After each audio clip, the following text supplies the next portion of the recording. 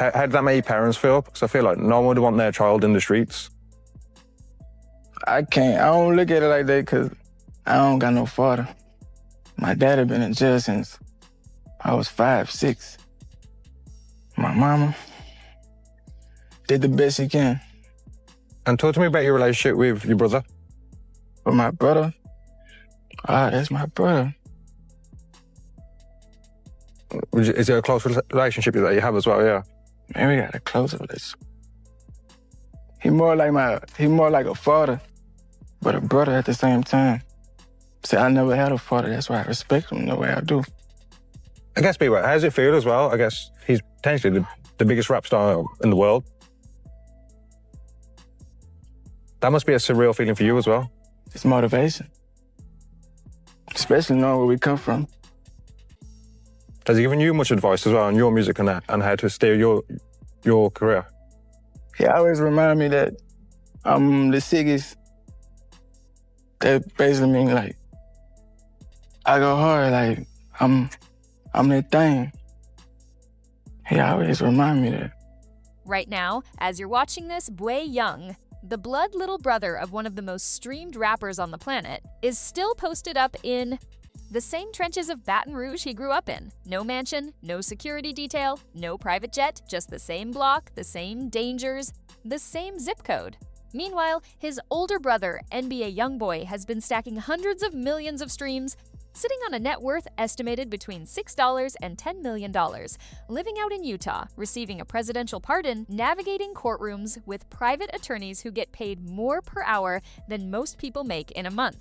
And while Youngboy was breaking Elvis Presley's RIA certification record, his own blood was sitting in a Baton Rouge courtroom at 16 years old with a public defender, a free lawyer, the kind that gets assigned to you when you have absolutely nothing, while his brother was posting million-dollar bonds. That contrast is what this whole story is about. Youngboy, Kentrell Deshaun Galden, was born October 20th, 1999 in Baton Rouge, Louisiana. His father got sentenced to 55 years in federal prison for armed robbery when Kentrell was 8 years old. His mother was working a cashier job trying to hold things together. Eventually, that arrangement fell apart, and Youngboy was raised by his maternal grandmother. He dropped out in 9th grade, got arrested for robbery as a teenager, sat in a juvenile detention facility, and started writing lyrics, finding the one thing the system couldn't take from him. A few years after Kentrell was born, another child came from the same father and a different mother, born January 7th, 2003. That child was Jeffrey Tate, the same person the world would eventually know as Bway Young. Half-brothers, same father, different mothers, which means they did not grow up under the same roof. They shared a city, a bloodline defined by an absent father doing a 55-year bid, and the reality of growing up in one of the most dangerous environments in Louisiana without a man in the house. Bway came up knowing who his older brother was, watching what Kentrell was building. And in a neighborhood where options are scarce and role models are rarer, watching your older brother go from nothing to everything doesn't just inspire you. It becomes the only map you can see. By 2015 and 2016, Youngboy was making real noise. 38 Baby put him on the radar. Before I Go built the buzz. Outside Today crossed into actual mainstream attention. His fan base, which the industry kept underestimating, turned out to be one of the most loyal in the genre. Money started coming. Real money. And Youngboy made the move. Over the years, he bounced between Louisiana, Texas, Georgia, California, and eventually Utah, putting geographic distance between himself and the environment that raised him. That's what making it is supposed to look like. Nobody can fault a man for wanting to physically get out. But Bway stayed. Whether by choice, by circumstance, or by the absence of anyone offering a different option, Bway was still in East Baton Rouge, with no financial cushion and no security around him. Here is where it gets heavy. December 2nd, 2019, Bway is 16 years old. A 17-year-old named Javen Brown was walking home from school in East Baton Rouge Parish when a dispute broke out and he was shot in the stomach. He was rushed to a hospital and did not survive. Authorities investigated, and Bway Young and his older brother Devin Tate, another half-sibling, were both taken into custody. Both charged with second-degree murder and illegal use of a weapon. Bway was 16 years old. And the lawyer sitting next to him in that courtroom was a public defender. a court-appointed attorneys assigned by the state because the defendant couldn't afford private counsel. In Louisiana, public defenders routinely handle overwhelming caseloads with limited resources, no investigative support, and no budget for the expert witnesses and pre-trial motions that well-funded private defense teams use as standard practice. On a second-degree murder charge, which in Louisiana can carry life without parole, that difference is not a small detail. It can be everything. Youngboy, during that same general period, posted a $1.5 million bond when he caught federal gun charges in 2021. He had attorneys fighting for him at every stage. When he faced 63 charges in Utah in 2024, he navigated the entire thing from outside a cell. And in early 2026, he received a presidential pardon from Donald Trump. That's the legal reality for the brother with resources. Then in July 2020, while the murder case was still active, Bway got shot. He was in East Baton Rouge, the same area where the December 2019 incident happened, and he took gunshot wounds. Stable condition. Rumors at the time pointed to retaliation, so now there's a 17-year-old who is simultaneously a shooting victim and a murder defendant, still in the same neighborhood, with no visible safety net and no famous older brother showing up to change the equation. Prosecutors were ultimately unable to secure a conviction on the murder charge. Bway walked, but the process itself is a punishment.